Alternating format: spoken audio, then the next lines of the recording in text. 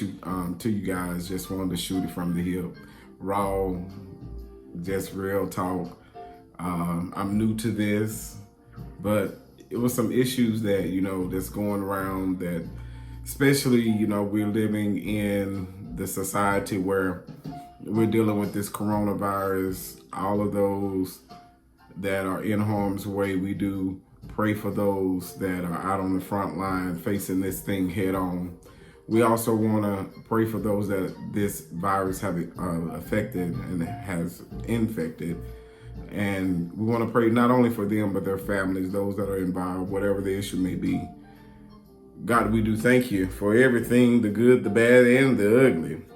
But, this not, I know a lot of people may be thinking that I'm just going to talk about church, but this is life beyond the church. This is just me. And so, in talking about me, the first issue is I promised you guys that I wanted to talk about when we're dealing with the coronavirus virus.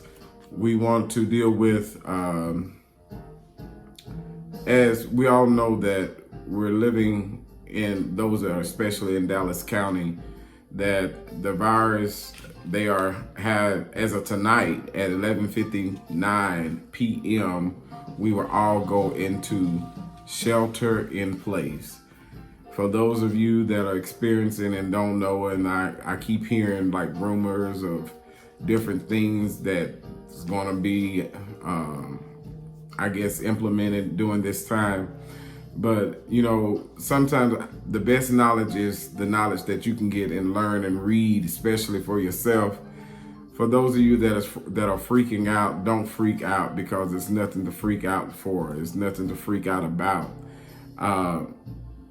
So when you're looking at shelter in place, what is this meaning? Only essential traveling, only essential. It's not for you to go out, hang out with your friends and do whatever you want to do. People becoming crazy and doing whatever, I guess not taking the virus or whatever is going on in this world serious. These are times that we're living in that I just thought about that, my grandmother and them always told me about. Never in life would I actually thought that I would actually face this thing head on. But as Dallas has implemented this shelter in place, no one is to leave but essential. What is essential? The banks will be open. You can go to the grocery stores, get food, any supplies that you need of your basic daily living. Only things that's of necessary. That's the only time you should leave home. Right now, I'll be looking at that I will possibly be still out working, regardless of what's going on.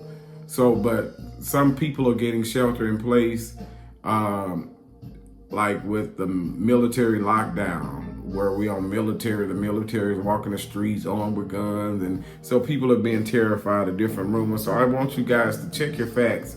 Don't believe everything that people are saying, because during times like these, people will try to capitalize and will try to cause mad terror, mad epidemic of panic. We already see the panic as I lead into my first point of when I promised you guys that we would talk about the impact on the community. What is coronavirus doing? Because people are panicking. People are trying to stockpile things because they're only thinking about themselves, but they're not thinking about their fellow man. They're not thinking about their neighbor. They're not thinking about nobody but them and theirs. Well, I just want you to understand, what if someone else that didn't live in your home? What if someone that wasn't in your family, that may have been a friend of yours, and you chose to stockpile, and maybe that friend pride is too strong to tell you, hey, I need something, but you took food from them just to shelter it in. So we want to be mindful and careful of what we're doing in these times, because we still have to remember, that golden rule when we learned as a child: do unto others as we want them to do unto us. Everybody I look at in society, everybody was up. but now everything has come to a halt and everything is frozen. How's this impacting communities? Now families are without food. If they didn't have any food, or if they were in between checks, now they're going without. They don't have any other means to make it. And if they didn't have money in a bank, or if they didn't have a little saving or nest egg, what are we doing? We have caused such chaos. I don't know what's going on with toilet paper. Everyone is buying up all the toiletries, and it's like really crazy. So sometimes we really want to check ourselves. What y'all think? Tell me what y'all think. How y'all feel about that? I mean, I don't know if somebody out there, I know you may be looking, and you may caught you in between times, a rock in a hard place, in between paychecks. You didn't have the money, but then your paycheck came, and then you went to the store and you couldn't find anything. So sometimes we want to be mindful of our fellow man or fellow woman, different families, different strokes for different folks. But however you float, that's your business. All right. But one other thing as far as affecting the community, y'all, we living in a time that, take this out. This time that we're living in, Corona, oh, that is a bad mama jamma. Corona. Regardless of any other disease and sickness that's out there, Corona, the spread of this disease, because people are being nasty, basically. That's how I feel, because now you're having to go back to wash your hands. Get a napkin or Kleenex when you're sneezing.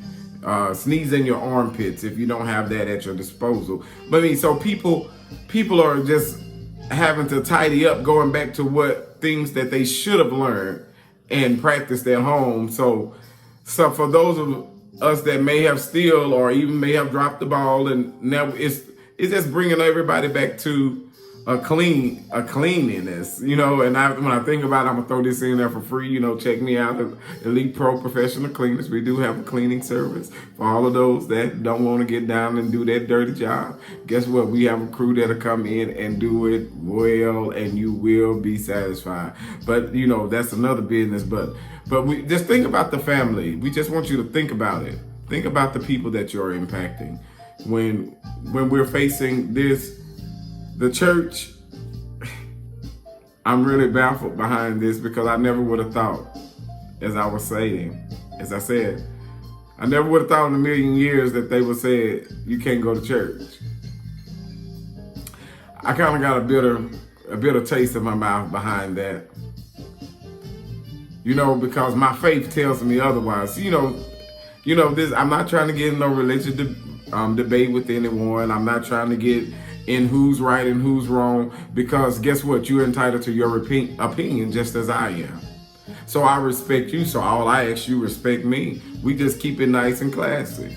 Because, Big Gooch ain't about none of that. It's all about nice and classy. So I respect you. But I just have a bitter taste in my mouth about the government now tells the church you can't meet. It's what kind of days are we living in? When I think about the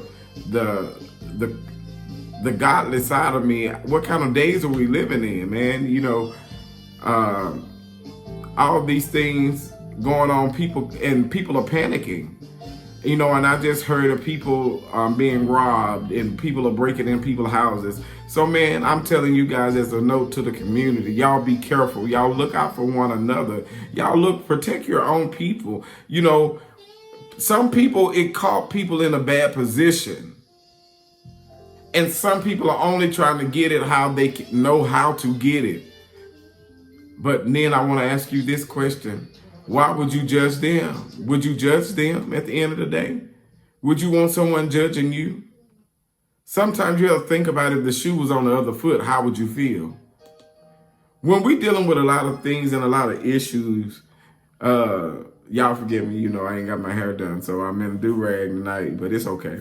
But when we think about a lot of issues and the stuff that we deal with, Corona came in and it caught a lot of people off guard, and it caught especially those off guards that were especially in unbelief and the common doubt of Just because it was in China, we did not believe that it would come here. Well, now it's here. What are you going to do? Now we're running short on supplies. People are off work. The stock market is down. People were in panic. Now they're giving stimulus checks. Is implemented now that each home shall get at least $3,000 to the American people. For couples, you have to check into the package because it should be more for couples, and when I read even once that they even break it down to even how you file for your kids. They're giving all of this into stimulus to get this society back to booming, regardless of what's going on. You know, and I'm going to take a station break on that just a moment to think about.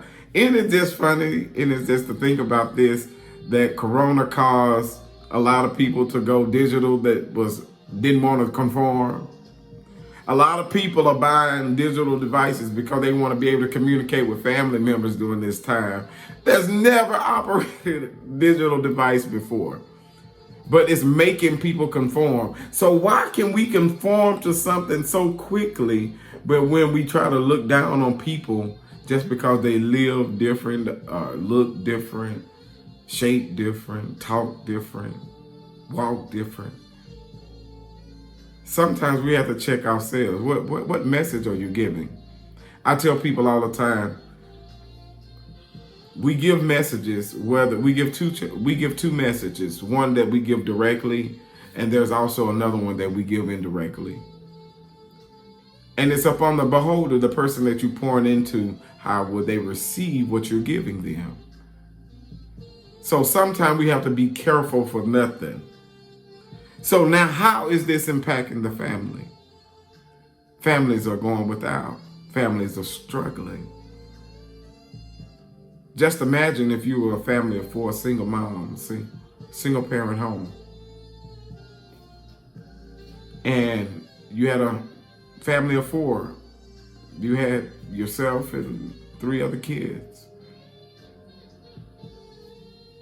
Can you imagine not being in a position to provide food, from being able to provide food to not being able to provide? Only what you had in your house, or only what you had in your home at that particular time, was going to have to be able to carry you through.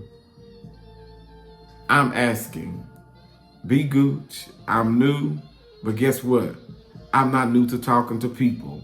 I'm not new to speaking to people. So what am I asking? I'm asking you to think of your neighbor. Think of someone besides yourself. How can you help someone in the midst of this crisis? Families are going through.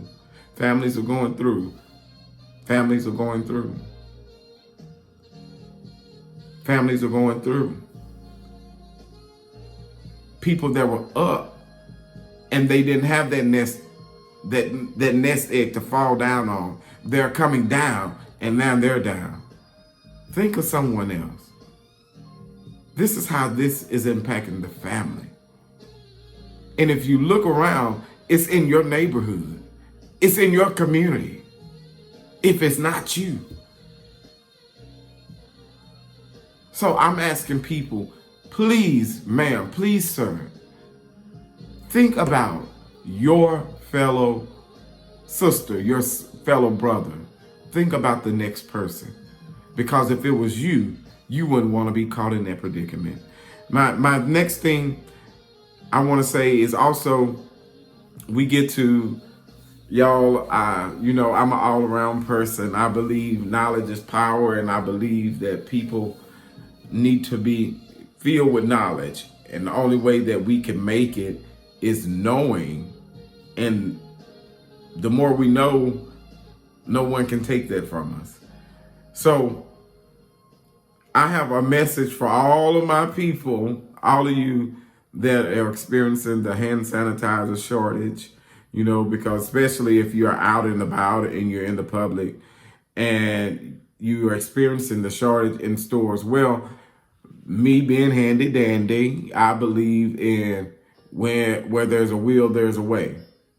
So I believe I'm going to share my recipe on how to make the hand sanitizer. So I'm gonna give you guys the basic recipe. Now, in this basic recipe, y'all have to forgive me because I had to screenshot it to my phone. In this recipe now, you will hear me say that you can use the various things of like, you'll hear me say like the oils. You can use oils, different oils that you want of your choice. But research your oils, know which different oil. If you put oil in it, know which oil contains what and what its purpose is, okay? So that's all I'm saying. So if you guys have basic alcohol, cheap, something around the house, not calling any people out, but if you grew up in my household, we always had rubbing alcohol. They always told us, well, get a cotton ball, wash your face with some alcohol. They always told us that. But for those of you that didn't grow up in that environment, it's 90% rubbing alcohol. Get that rubbing alcohol. You want to get some of that and some aloe vera gel. And guess what? If you look like I did, I went to store after store after store and still couldn't find any aloe vera gel. So secret is, people are lazy. As long as there's an aloe vera plant, you can always take the plant, take the leaf of the plant, split the leaf open, scrape the aloe vera out the middle of the leaf on both sides, and there's your aloe vera gel. That's just a helpful hint. So you can use the aloe vera gel and then apply your oil. Now, to make this what the CDC is recommending, they also recommend that you put some hydrogen peroxide in this batch to help fight off the coronavirus, particularly. Okay? So if you add some of that in there, then you'll have your nice, good, affordable, homemade hand sanitizer. And with this hand sanitizer, I promise you, I have been getting excellent results because, I have like a peppermint flavor.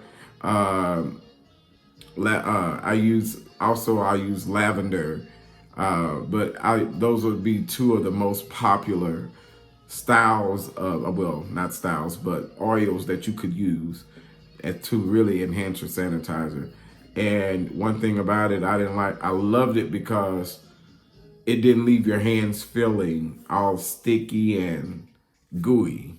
It left them feeling all moist and, ready for, however. But, I don't know how you like your hands. You may like your hands all rough. I can't tell you. But, I can't speak for you. But, I know some people don't like rough hands, But anyway, that's another segment on another day. But I really want you guys to know and really research the news that you're hearing. Know what you're hearing, because everything that's out there isn't real. I mean, there's actually fake news, and I'm not being Trump. There's actually fake news out there. I read that one country was someone told me that one country was releasing lions amongst the street just to keep people in the home. I was like, well, that's kind of like crazy, because what if they release the lions up on the streets and the lions decide they want to populate? Then is it a season? Well, maybe I need to look into, I guess, when lions mate. But if the lions are like humans, they mate anytime, any place. So give them an opportunity, bam, it's on and popping. So what am I saying? That people, be mindful of what you're hearing. Be mindful. My mom is in the healthcare industry. Shout out to all the healthcare workers out there that's doing their due diligence. Thank you. Thank you to the fire fighters, to the police officers, to the local government, city officials. Thank you guys for everything that you're doing to try to make the city safe, that we can continue to prosper in our life, in the life of humanity in a whole. We just want to, regardless of the circumstance, and I'm not trying to get churchy, but I will say this: God is still good. God is still good. He's the great architect. He is worthy to be praised. Do you hear me? He did all of this, and he had you in mind when he did it. Someone asked the question, why would God do this? And I want to propose the question to you. Why would you do the things you do? God still said, my thoughts are not your thoughts. My ways are not your ways. When we stop trying to be gods in ourselves and allow God to be God of our lives, that's when we can prosper as a people.